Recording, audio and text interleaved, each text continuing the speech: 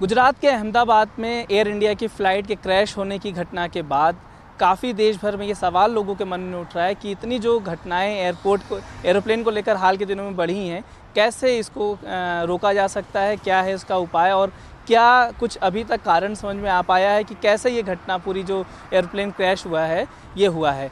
हमारे साथ aviation expert BS Baghel साहब हैं। सर, आप काफ़ी सालों से जो ATC सब में काम भी किए हैं, क्लोजली आप देखते हैं। आखिर जो मेडे कॉल था वो भी रिसीव हुआ, फिर लेकिन कॉल बैक वापस जब किया गया तो रिसीव नहीं हो पाया। आखिर इतना कम समय में कैसे हो सकता है? क्या इतना नॉर्मली हो जाता है फ़्लाइट जो इतना क्रैश होता है इतने कम समय में?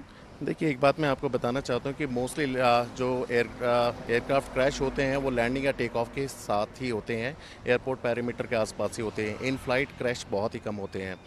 तो ये एक बड़ी दुखद घटना है कि एयर इंडिया 171 को जब क्रैश हुआ है अहमदाबाद में और जो 241 लोग उसमें मारे गए, उन सब के प्रति मेरी संवेदना है। पहले मैं ये कहना चाहता हूँ कि ये नॉर्मली होता नहीं है। एविएशन में बहुत ही स्ट्रिंजेंट सेफ्टी प्रोटोकॉल्स का फॉलो होता है, लेकिन ये जांच का विषय होगा कि इसमें ये क्यों हुआ है और एयरपोर्ट की परिधि में जस्ट टेक ऑफ के 600 या 700 फीट के बाद में ही वो स्टॉल करते हुए एयरक्राफ्ट गिर गया है। क्या उसमें कुछ इंजन में प्रॉब्लम्स आई, थ्रस्ट में इशू आई, या कोई मैकेनिकल इशू था, या कोई ह्यूमन एरर थी? ये तो जाँच का विषय है, इसके बाद में ही पता चलेगा कि ये आखिर हुआ क्यों।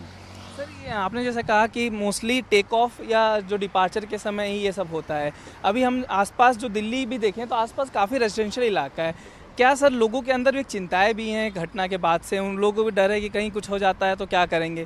क्या लगता है आपको कि ये डर उनका वाजिब डर है या ये घटना उसको घटना की तरह देखना चाहिए? नहीं, मुझे ऐसा लगता है कि एविएशन अल्ट्रा सेफ मॉडर्न है, अल्ट्रा सेफ ट्रांसपोर्ट का मोड है, तो ऐसी कोई चिंताओं की कोई बात नहीं होती। लैंडिंग और टेक ऑफ के दौरान में जितने भी एरिया हमारे लैंडिंग जो अप्रोच पाथ में आते हैं, टेक ऑफ पाथ में आते हैं, तो ऐसी कोई चिंता करने की बात है नहीं लोगों में। ये बेवजह बेबुनियाद डर है, लेकिन ये चूँकि दुखद हादसा था वो कहीं पे भी हो सकता है, तो मुझे लगता है कि इस डर का कोई वजह है नहीं। मोस्टली सर, जैसे कल की जो फ़्लाइट है जो वो टेक ऑफ के समय क्रैश हुआ, लेकिन बहुत सारी लैंडिंग के समय भी फ़्लाइट्स हमने देखा है कि वो क्रैश हो जाती हैं। तो क्या लैंडिंग एरिया और जो डिपार्चर टेक ऑफ के समय उन इलाकों में क्या कुछ खास सिक्योरिटी बरती जाती है? क्या आपको लगता है कि हाइट कम होना चाहिए क्योंकि जो फ़्लाइट का कल क्रैश हुआ है जाके थोड़ा सा दूर जाके गिरा है, कि स्पीड बहुत कम होती है फ़्लाइट की, इसलिए एरिया में काफ़ी लोग, हम गए थे अभी लोग, उनका कहना है कि हम तो काफ़ी दूर रहते हैं। क्या ये दूर मैटर करता है एरोप्लेन के लिए? नहीं, मुझे नहीं लगता ये दूर या पास होना बहुत मैटर नहीं करता है। कि आपको जैसे भी पता है कि अप्रोच पाथ और टेक ऑफ पाथ में जितनी बिल्डिंग्स रहती हैं उनकी हाइट रिस्ट्रिक्शंस हमारे जो जितने सेट प्रोटोकॉल्स हैं उनके हिसाब से होती है। तो सुरक्षा के सारे जितने नियम हैं उनको बहुत ही शिद्दत के साथ में उनको वो किया जाता है, क्योंकि चूंकि हम कॉन्ट्रैक्टिंग स्टेट हैं आईकॉ के, तो उनके जितने रूल्स हैं, हमारे रेगुलेटर DGCA के जितने रूल्स हैं हम सबको बखूबी पालन करते हैं और उन सब का ध्यान रखा भी जाता है। ना केवल कंट्रोलर रखता है, पायलट भी उस टाइम में रखता है, लैंडिंग फेज के टाइम में, और वेजल होता ही है टेरेन के साथ में। तो मुझे लगता है कि ये जो प्रोटोकॉल्स हैं उनके हिसाब से तो सेफ्टी सारी बरती जाती है। सर, ये जो फ़्लाइट था वो ड्रीम लाइनर फ़्लाइट, उसमें डबल इंजन है।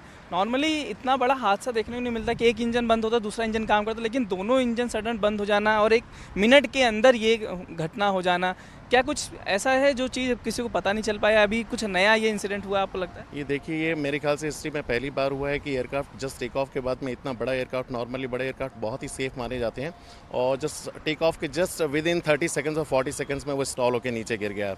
तो ऐसा होता नहीं। नॉर्मली इन एयरक्राफ्ट के इंजन इतने टेस्टिफाइड होते हैं और इटॉप्स रेटिंग इतनी ज़्यादा होती कि ये 8-8, 9-9 घंटे तक, इवन हाई सीज में भी सिंगल इंजन के साथ में बिना किसी परेशानी के ये फ्लाई कर सकते हैं।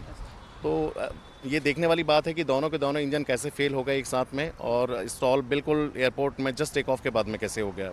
बस एक आखिरी सवाल कि क्या आपको लगता है कि जो आसपास नियर सराउंडिंग लोग रहते हैं उनको लेकर अब थोड़ा सा एक डर बढ़ जाएगा? उन लोगों को भी कुछ खास आप बताना चाहेंगे कैसे वो सेफ़ रह सकते हैं? क्या उसको लेकर भी कुछ है? क्योंकि ये इंसिडेंट तो कहीं भी हो सकता है, आज वहाँ है, कहीं भी और भी हो सकता है आगे चल। बिल्कुल नहीं, ऐसा तो कुछ भी नहीं है और कुछ किया भी नहीं जा सकता है।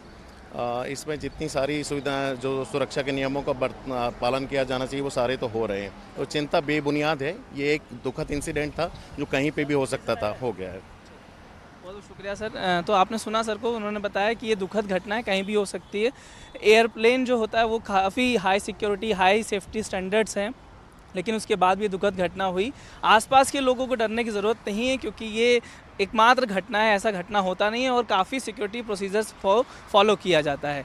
कैमरा पर्सन शिव के साथ मैं अश्विनी कुमार, NDTV इंडिया के लिए।